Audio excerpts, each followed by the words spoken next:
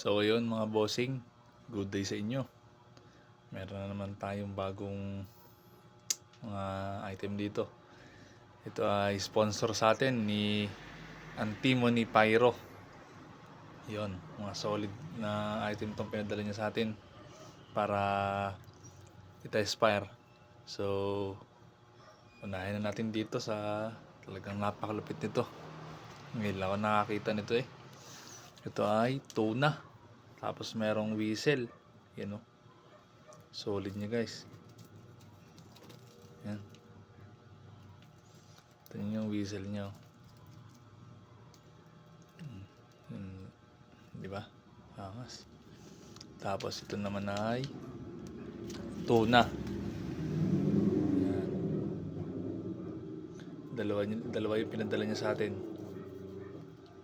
Guys, ang laki oh. Grabe. Yan tuna. Ang haba ng fuse. Tapos ito naman ay dynamite. Yan o. Ang ganda. Bigat.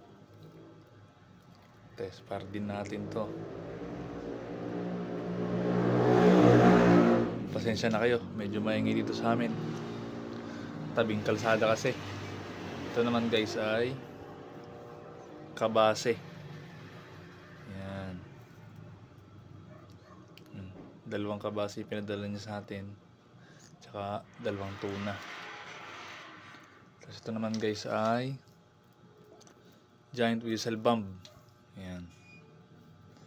Yan, siguradong alam na alam niyo to. Ito naman ay